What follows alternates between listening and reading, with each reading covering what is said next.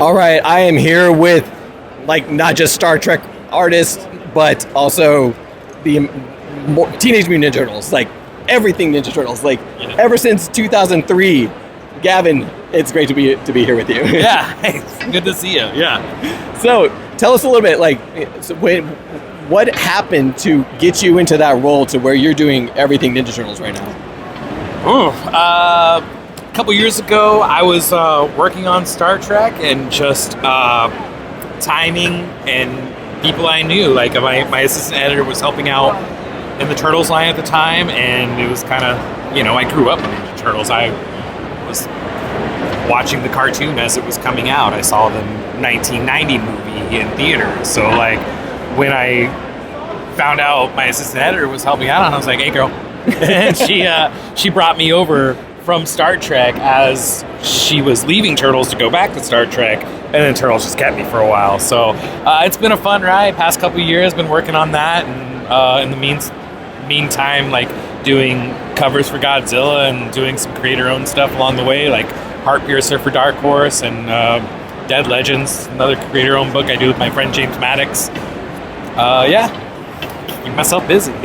So, were you actually the first artist to actually put Jennika into Ninja Turtle comics? No, that's Dave. He's right behind me, actually. He was the first to transform her into a turtle. My run, by the time I got there, she had been pretty well established. I was the first to draw all 6 turtles together in the same room, though. I got to draw the 4 boys, Mikey, Raph, Leo, Donnie, with Jennika and Venus all in the same room. Oh, yeah, really? That had only been done, like, on a cover that, like, Sophie Campbell and Kevin Eastman done, but it was never in story, in continuity. Yeah. So I got to do it in story for the first time. That is awesome. I'll take it. Yeah.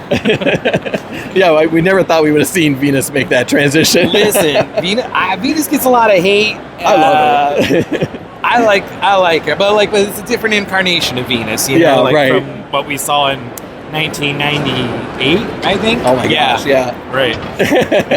in the great before time. So how did you kind of get your start in working through comic books and working through the art world? So I was probably 21 or something like that, and I decided I didn't like real jobs anymore. So I started getting serious about this and applied and went to the Joe Kubert School, and I graduated from there in 2011. One of the things Joe told us is, like, not all you're going to get jobs, after you graduate, so you better come up with a backup plan. So our first assignment with Joe was creator-owned comic. So he had us do a cover in 5 pages. He was like, there's your backup plan. So, like, I got out of school, and he was right. I didn't get a job right away. So I started doing my own book, and I self-published it, and actually came here. I found out this is, like, my 14th year doing this show. This was the show I debuted my very first comic at, 2012. Wow. So I debuted it, did like 6 weeks where I was on the road. I did went from here to like Louisville, Kentucky, Columbus, Ohio, Detroit, do Motor City. I went to Pittsburgh Comic-Con, and then ended it in Indianapolis with a gallery show. My friend let me use his gallery, and then for a weekend, and sold some funny books there.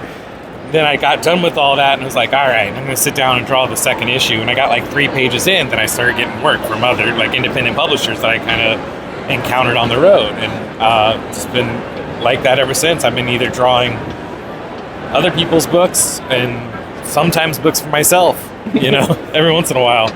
Well, do you have any dream projects that you would want to do someday that you haven't done yet? Yes. What are they? I want to hear. There's like bucket list characters I'd love to work on. I'd love to do something with Daredevil at some point. Oh, The Flash is huge for me. Anything Justice League would be dope.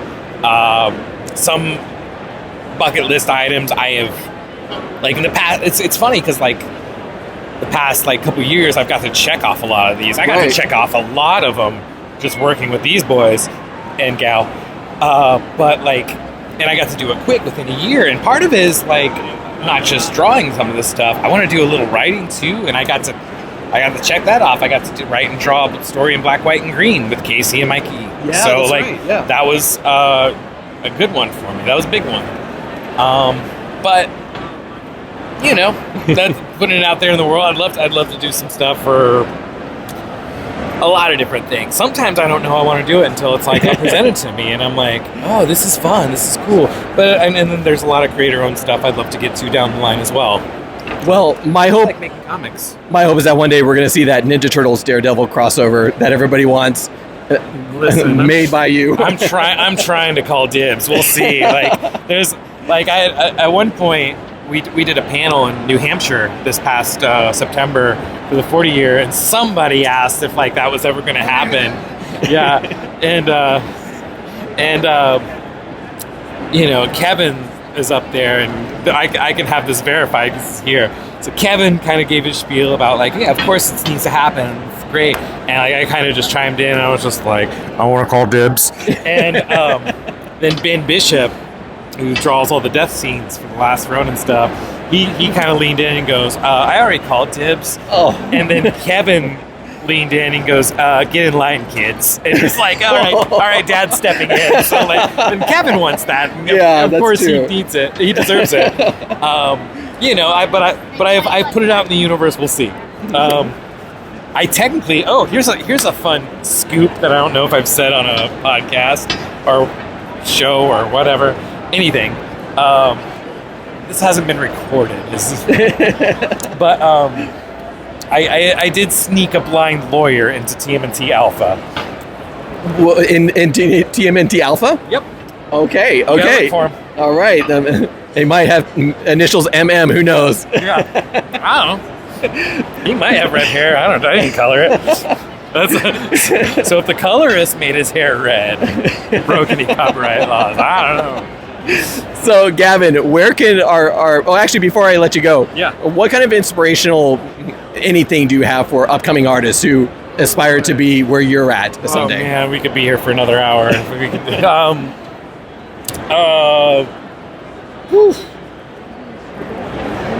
go out and draw normal people doing normal things. Yeah, that's the best advice I can give. Like, we have to learn how to draw everything.